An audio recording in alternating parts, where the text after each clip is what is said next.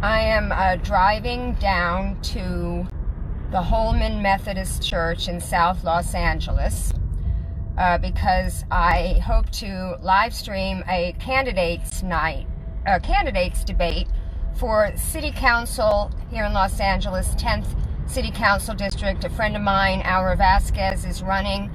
I'm doing this short video on my way there because something happened in the last 24 hours, which was that Alex Thompson, who is a quote-unquote reporter for Politico, and I write reporter because he injects his opinion into his reports in terms of what he chooses to report on and the language he uses in his reports, which is why I say that there's no such thing as an objective journalist.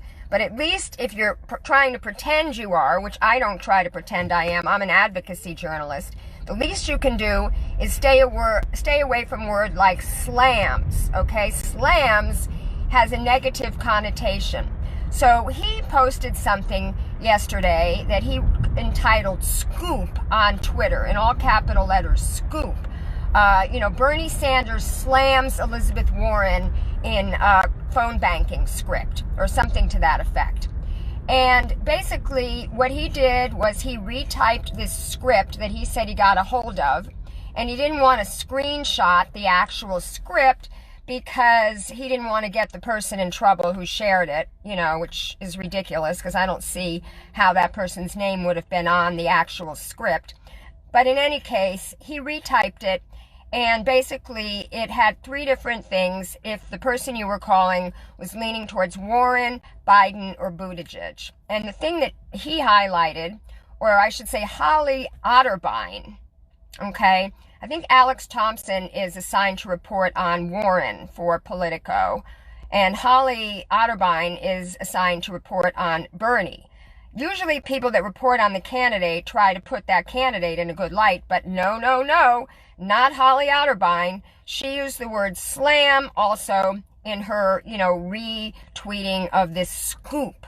It's such a scoop, Anyway, basically, if they were supporting Warren, they were instructed to say, I like Elizabeth Warren. She is my second choice. But if we're trying to expand the electorate to beat Trump, she only inspires, affluent white voters. So first of all, this is a true fact, and this true fact is gleaned from opinion polls that they've been doing throughout the entire campaign.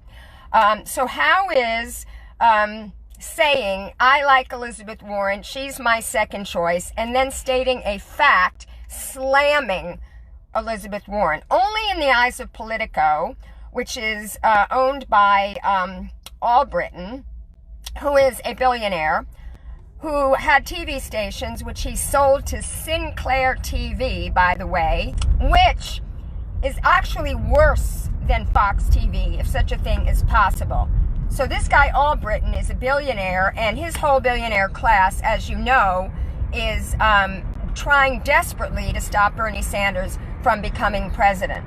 So when I read this on Twitter last night, I noticed that a lot of the commenters were saying that they were actually calling for Bernie, and there was no such script, that they were told to talk only about the positive aspects of Bernie and his platform and not to attack other candidates. So let's get this thing out of my way. So not to attack other candidates. And I would have to say hundreds of Bernie volunteers wrote this in response to her tweet and Alex's tweet. There were maybe about 3 that I saw that said we did get this script, and the campaign did not deny this. So it leads me to believe that maybe it is true, it is an actual script. However, there are different scripts for different states and for different categories of voters that you might speak to. This could be a script that is only being used in Iowa, where they have a caucus coming up, and only being used if the person is still undecided. Now, I don't know. I'm just speculating. I'm putting two and two together. The fact that Bernie volunteers, legitimate Bernie volunteers who I know have been tweeting all along wonderful things about Bernie, have said that this is true. And the fact that the campaign, and you know David Sirota and Bree Joy Gray, they'd be the first one to deny something like this if it was in fact false. But the problem is that, and somebody also said that it was actually a volunteer idea that was put into a Bernie Slack group, that this was a suggested script and it was not authorized by the campaign and it was promptly removed. Now again, I am not doing independent reporting on this, so I don't know what is true and what is not true. All I can say is, if it is true, I don't see it as a problem because the point of a primary is to contrast the campaign candidates. So, Elizabeth Warren was asked today by a reporter what she thought of this, and she said it was very disappointing because we have to unify, we have to have a unity campaign. Again, completely missing the point that a primary campaign is designed to contrast the candidates. And Zaid Jilani on Twitter made some really important points about this. He said, just recently, she was talking about Pete Buttigieg raising money in wine caves. And last fall, she was talking about Biden and how maybe if he, what was it that he was talking about? I don't know, maybe cutting Social Security or something. She said, that sounds like Republican talking points and maybe he should be running in the Republican primary. So, I mean, how is that not attacking / slamming other candidates? So, I don't know. It seemed very scripted. I mean, the remarks that she made almost seemed like she had memorized them. Because at one point she sort of tripped up and then had to think and then sort of looked like she was going back to a script that she had been working on. And some people were saying maybe this was coordinated. Anyway, it's just very discouraging to me because, again, these corporate media outlets are trying to stop Bernie Sanders by whatever means necessary. And it's putting supporters in a very bad place. Because, you can't win for losing, or however that expression goes. Because if we try to make these contrasts, then we're accused of slamming or smearing or attacking, not unifying. And this is the same shit they rolled out during the primary with Hillary 4 years ago. And hopefully, this level of commentary, Twitter and Politico, the average voter is not seeing this and not responding to this. And I think that he and the supporters need to keep making these distinctions. So I say we keep at it. And also, I want to comment that I made a speech at an anti-war rally a few days ago, the big anti-war rallies. Some of you may have heard Bernie and Roe and Warren on a move-on call about this on Wednesday night, trying to turn people out for these rallies on Thursday night. And it was an anti-war rally, so I made a flyer with the help of Elizabeth Lehrer, who's my graphic designer, showing why Bernie is the anti-war candidate. And I wrote a speech, and I gave that speech at this rally in Los Angeles, at the Federal Building in Westwood. And I was able to get on the agenda because I know Jody Evans and Medea Benjamin, who are the co-founders of Code Pink, and they were one of the sponsors. So this was kind of a coup that I got to be able to speak about a candidate at an anti-war rally, because some of you may have seen that I live streamed the one that the Answer Coalition sponsored last Saturday down in Pershing Square, and I was frustrated that we had 3 Bernie supporters speaking that never mentioned Bernie. Well, David Barlavi did once. He said his name once. So I thought, you know what? I'm going to do this flyer. I'm going to see if I can get on the program, and I did it. And it's very disappointing because I tweeted this out to the campaign. I tweeted Faz and David Sirota and Bree Joy Gray and Nina Turner and Ro Khanna in hopes that they would retweet this because I gave a great speech, if I do say so myself. And I think that Bernie supporters need to try to get on the agenda of these issue-oriented rallies, because people may have seen my complaint earlier that we had 4 climate strikes here in Los Angeles and there was no Bernie presence.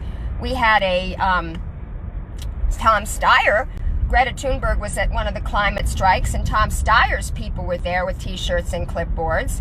And even Kamala Harris supporters were at the die-in in Santa Monica on the 3rd Street Promenade.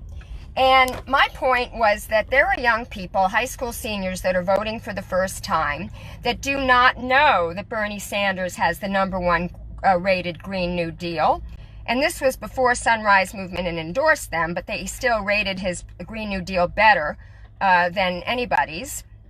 And so did Greenpeace. Elizabeth Warren came in second in both. And these are people that do not know this about Bernie, so I thought it would be a good idea if somebody could make a flyer, because we did this at LA for Bernie. We had about 8 or 9 different flyers on all the issues and why Bernie was better than Hillary on fracking or Medicare for all or, marriage equality, what have you. And now, of course, we have more than one competitor, so it couldn't really talk about the other candidates, but it most certainly could talk about Bernie's record. And that's what this anti-war flyer did that I created. So I was a little bit disappointed, because I think that when the campaign tweets out things that volunteers do, it encourages other volunteers to try to do the same thing.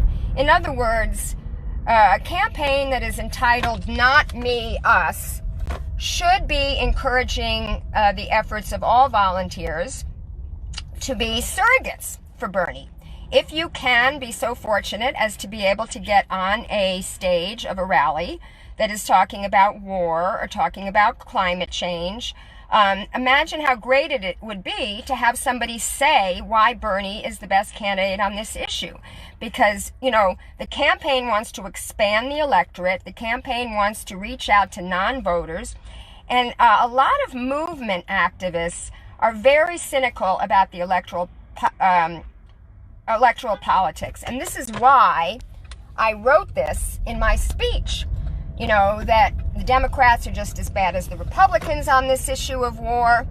And yet we can't ignore electoral politics. We have to be out in the streets, of course, but we can't ignore electoral politics, because the person who did this heinous act of assassinating Soleimani, and Bernie was the only one to call it an assassination until Elizabeth Warren copied him the next day. The first day after it, she called him a murderous terrorist or something like that, which is a Republican framing.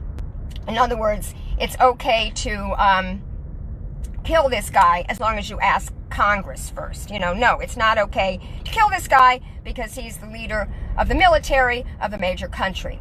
And I posted an article by Gareth Porter that showed that the supposed 600 Americans he killed, or was it Iraqis? I forget now. That was false, and it was promulgated by Dick Cheney, and all the Democratic politicians were repeating it. All the mainstream corporate media was repeating it. So Bernie was the only one who didn't repeat it, and therefore is the anti-war candidate. And so I said that, we have an opportunity to get rid of this guy. The impeachment's probably not going to work because the Senate won't convict him, and Bernie has the best chance to beat him.